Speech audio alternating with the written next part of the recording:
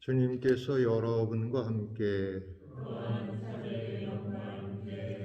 마르코가 전한 거룩한 복음입니다.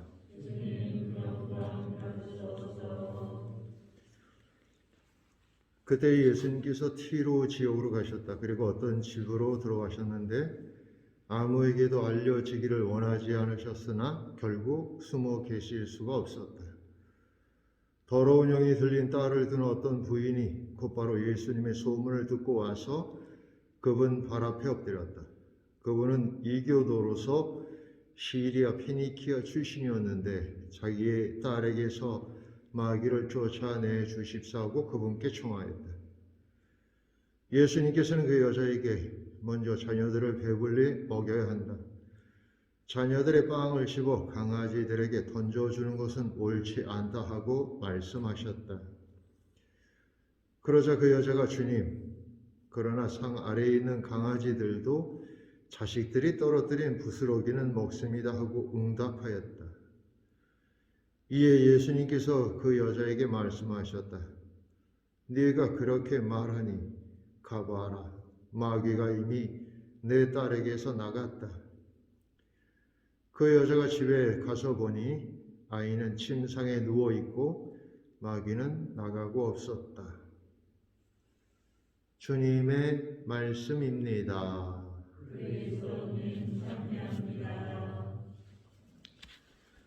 참 예수님. 어떻게 명절 전인데 괜히 미사를 해나? 예, 제가 젊은 때, 그러니까 보좌 신부를 마치고 중국에 이제 선교사로 이렇게 갔었습니다. 제가 이제 신학생 때부터 우리나라 초대교회 때 중무모, 중국 신부였죠. 중무모 신부님을 비롯해서 파리 외방선교회 신부님들이 우리나라에 오셔서 순교까지 하시면서까지 우리에게 복음을 전해주셨는데 나도 신부가 되면 꼭 선교사로 평생은 아니지만 일정 기간 봉사를 해야 되겠다 그런 마음을 늘 먹고 있었기 때문에 기회가 되자마자 이제 그 중국 선교를 가게 되었는데 사실 선교는 이제 뭐 예를 들자면 예수님도 제자들을 보내면서 뭐 전대도 뭐 지팡이도 돈도 다리도 들지 말라 그러셨던 것처럼 선교는 돈으로 해서는 안 된다는 게 제 지론이었습니다. 그래서 그들과 함께 살고 지내고 그러면서 하나님께서 얼마나 우리를 사랑하는지 또 내가 하나님 때문에 얼마나 행복한지를 보여주는 것이다. 그러니까 사실 시간이 충분히 들여서 해야 하는 것이죠.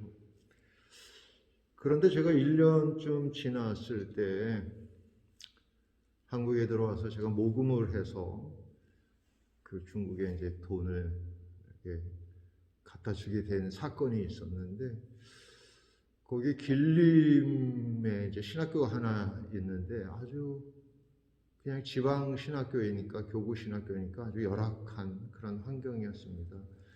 이제 거기 있다는 소식을 듣고 내가 이제 거기 방문을 했는데 그때가 한겨울이었어요. 정말 추운 때였는데 난방을 하지 못하는 겁니다. 유리창은 여기저기 깨져 있는데 그냥 깨진 채로 있는 거죠. 그래서 제가 이제 거기 학장 신부한테 이런 걸 좀 수리 좀 해지 애들이 너무 추워서 어떻게 하면 좋냐 그랬더니 그럴 돈이 없다는 거예요. 그래서 집에 돌아와서 정말 고민이 많았습니다.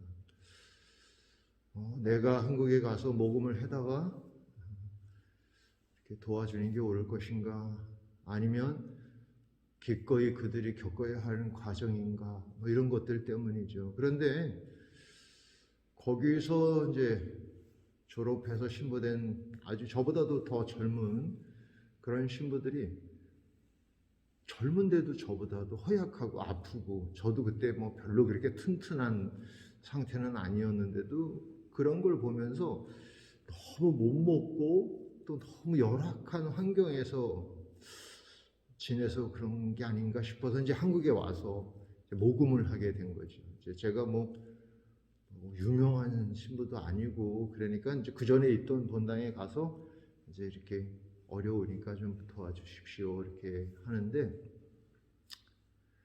그때만 해도 제가 젊어서 30대 이제 막 초중반 막 이럴 때니까 자존심이 강할 게 아닙니까?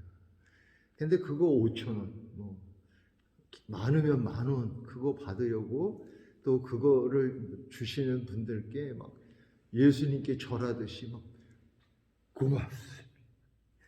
이게 사실은 엄청 힘들었어요. 그런데 이렇게까지 해야 되나 하는 생각이 들 때마다 그 깨진 유리창과 그 열악했던 그 신학교가 자꾸 떠오르고 그 아이들이 조금 더 좋은 환경에서 공부할 수 있게 하려면 그래 치사하고 더럽고 안 입고도 이렇게 내가 해야 되겠다. 그래서 그냥 웃는 얼굴로 네 고맙습니다. 네. 아유 가증스러워라. 그랬던 기억이 납니다. 제가 왜 이 이야기를 하냐면 오늘 이 페니키아 여인을 제가 그 심정을 이해할 수 있을 것 같아요. 그러니까 사실 이 페니키아 여인은 예수님께 정말 더러운 영에 마귀 들린 자기 딸을 좀 구해 주십사 이렇게 청하고 있는데 어떻게 보면 굉장히 불쾌한 대답을 듣게 되는 거죠. 아니 음식을 강아지한테는 주지 않는다. 그런 뜻은 뭐냐면 너는 강아지다. 그런 뜻하고 비슷하지 않습니까? 그런데 그럼에도 불구하고 이 페니키아 여인은 그것에 자존심 상해하고 에이 관둬라 이렇게 하지 않고 떨어지는 부스러기는 먹지 않습니까? 이렇게 대답하고 있는 거죠. 여러분들은 어떻습니까? 여러분들의 자존심을 상해 가면서까지 여러분들이 가진 체면이나 위신 이런 것들까지 다 내팽개치면서 누군가를 측은하게 여기거나 누군가를 사랑해 본 적은 있으신가요?